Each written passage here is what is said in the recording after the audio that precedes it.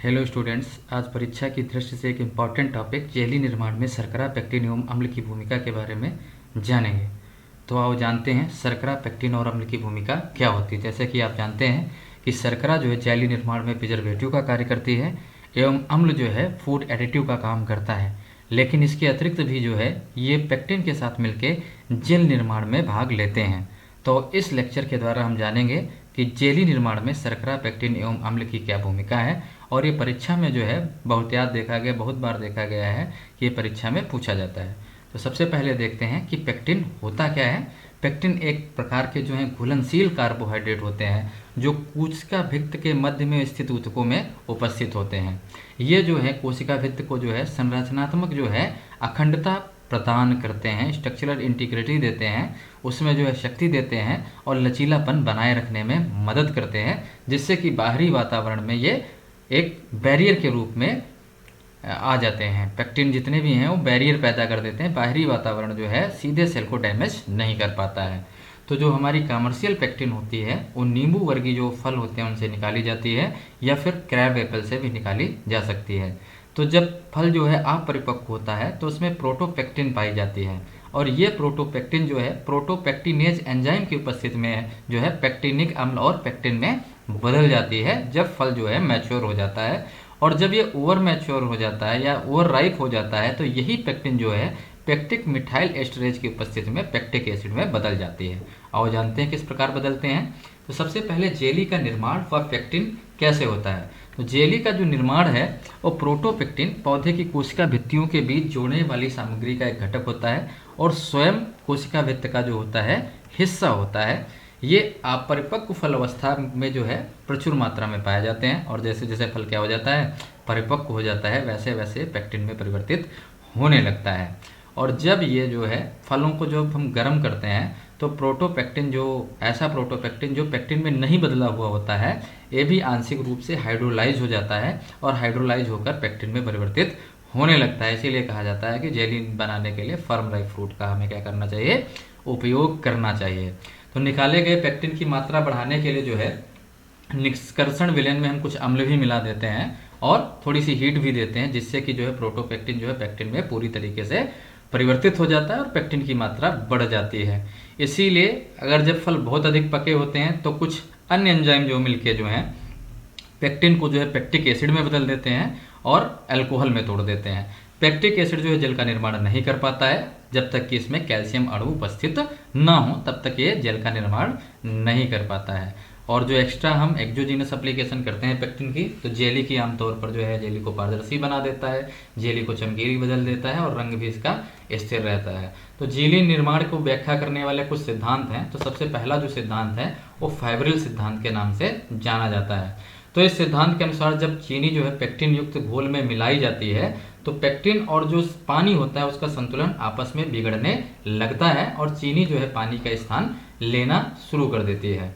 Pectin समूह जो है जेली के माध्यम से जो है तंतुओं का क्या बनाती है, एक नेटवर्क बनाती है और तंतुओं का यही नेटवर्क जो होता है वो अंतर तंतु जो होते हैं उसमें चीनी के घोल को क्या कर लेते हैं, धारण कर लेते हैं। चीनी का घोल यानी कि इन तंतुओं में चला जाता है। जेली की जो पुष्टता है, कंसिस्टेंसी है, वो तंतुओं की संरचना और निरंतरता और कठोरता पर बहुत हद तक क्या होती है, निर्भर होती है। तो नेटवर्क कितना दृढ़ होगा, कितना अच्छा जेलेशन होगा, ये चीनी की सांद्रता पर निर्भर करेगा और अम्लता पर निर्भर करेगा।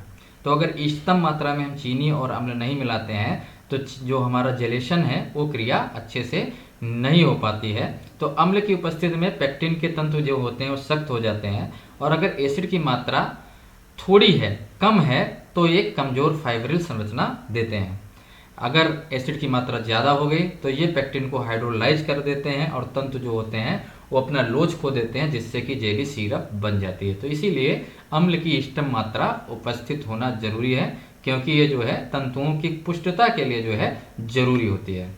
अब देखें अगर तो पेक्टिन को दो समूहों में वर्गीकृत किया जा सकता है। एक उच्च मेथॉक्सिल सामग्री है जिसमें 11% से अधिक जो है मेथॉक्सिल पाई जाती है, दूसरी निम्न मेथॉक्सिल सामग्री जिसमें 11% से कम जो है मेथॉक्सिल सामग्री पाई जाती है।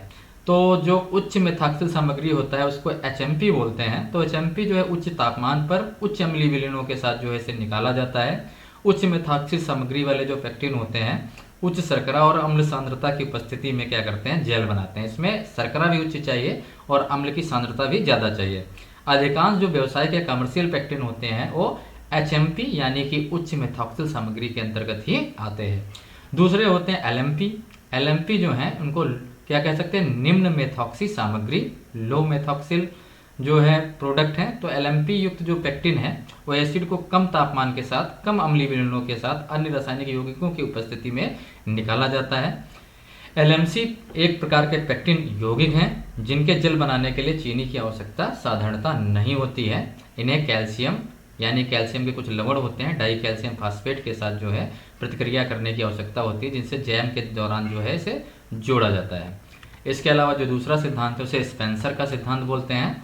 तो स्पेंसर के सिद्धांत के अनुसार जो है पेक्टिन के कण जो क्या होते हैं, ऋणावेशित होते हैं, और ऋणावेशित होने के कारण जब पेक्टिन का जो घोल बनता है उसमें जो तंतु बनते हैं, सबसे ज़्यादा जो कंसिस्टेंसी होती है वो न्यूट्रल पीएच पे होती है, यानी 7 पीएच मान पे कंसिस्टेंसी ज़्यादा होती है, यानी पेक्टिन के तंतु जो है प्रेसिपिटेट नहीं होते हैं इस पीएच मान पे। तो जैसे ही अम्लता या क्षारीयता बढ़ाती, चाहे अम्लता बढ़ाए या क्षारीयता बढ़ाएं, वैसे ही कंसिस्टेंसी जो है पेक्टिन के घोल की वो क्या होने लगती है, धीरे धीरे कम होने लगती है। और जेली निर्माण में आप जानते हो चीनी किसके रूप में काम करती है, और छेपक के रूप में कार्य करती है। पिछले सिद्धांत में हमने पढ़ लिया था, प्रेसिपिटेट करवा देती है पेक्टिन को। इसके अलावा अम्ल की जो उपस्थिति है इसमें सहायक होती है, अम्ल भी इसमें मदद करता है। और छेपड़ में अम्ल की मात्रा जितनी अधिक होगी, शर्करा की आवश्यकता उतनी क्या होगी, कम होगी, क्योंकि अम्ल मदद करेगा। और जैसे जैसे अम्ल की मात्रा कम होगी वैसे ही शर्करा की मात्रा क्या हो जाती है, अधिक हो जाती है। तो अगला जो सिद्धांत है ओल्सन है। ओल्सन के सिद्धांत के अनुसार अगर पेक्टिन नकारात्मक रूप से अवशोषित किए हुए हाइड्रोफिलिक क्लोराइड के रूप में ली जाती है तो निम्नलिखित प्रभाव डाल सकती है। सबसे पहली चीज इन्होंने बताई कि चीनी जो है एक डिहाइड्रेशन एजेंट के रूप में काम करता है, निर्जलीकृत एजेंट के रूप में कार्य करती है।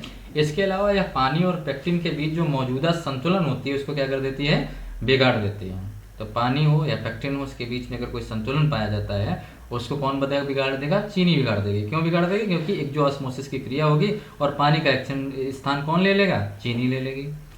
इसके बाद चीनी पेक्टिन मिसेल्स को तुरंत निर्जलित नहीं करती है।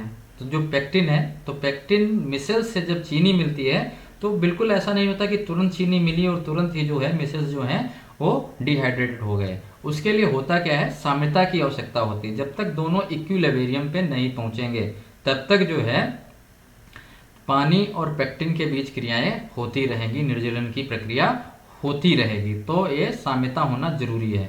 यदि पेक्टिन पर नकारात्मक चार्ज जो है वो हाइड्रोजन आयन सांद्रता, हाइड्रोजन के आयन मिल जाते हैं, तो हाइड्रोजन में प्लस आयन होता है और पेक्टिन में नेगेटिव होता है, तो इसकी सांद्रता जो होती है कम होने जाती है और जिससे पेक्टिन क्या हो जा सकती है, अवक्षेपित होती है और जो अघुलनशील तंतु के एक महीन नेटवर्क के रूप में जम जाते हैं, बशर्ते जो है चीनी की पर्याप्त मात्रा में मौजूद रहनी चाहिए।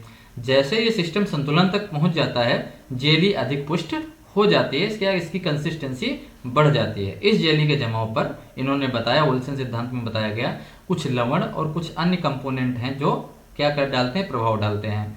तो कैसे प्रभाव डालते हैं, या तो वो जलेशन की दर्द को बदल देते हैं या जेली की अंतिम संरचना को क्या कर देते हैं, प्रभावित कर देते हैं, या दोनों का संयोजन होता है। दोनों साथ मिलकर भी जो है जेलेशन को बदल सकते हैं।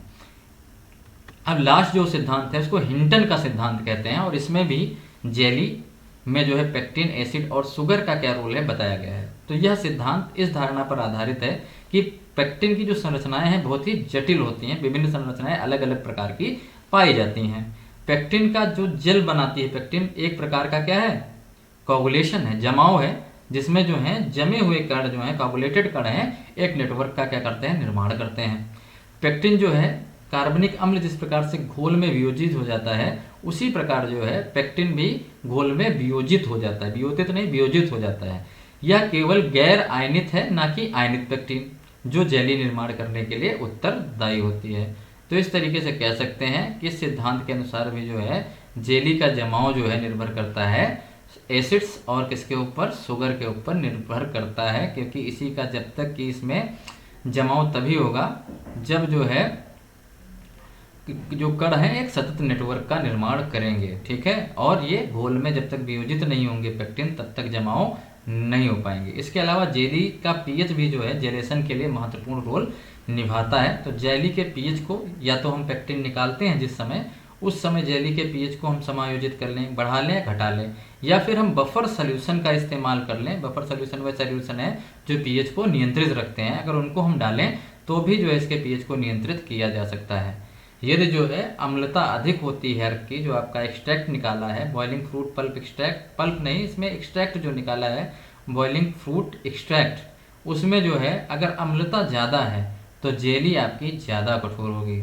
और सर्वोत्तम जेली के सेटिंग के लिए पेक्टिन युक्त घोल का इष्टतम पीएच मान 3.1 से लेकर 3.3 के बीच में होता है। अतः आप समझ गए होंगे कि बिना पेक्टिन, शुगर और एसिड के इष्टतम प्रयोग के जो है जेल फॉर्मेशन संभव नहीं है। इसीलिए जब भी हम जेली का निर्माण करें तो शुगर, पेक्टिन और एसिड का जो है इष्टतम प्रयोग करें। परीक्षा के लिए ऑल दी बेस्ट, तब तक के लिए धन्यवाद।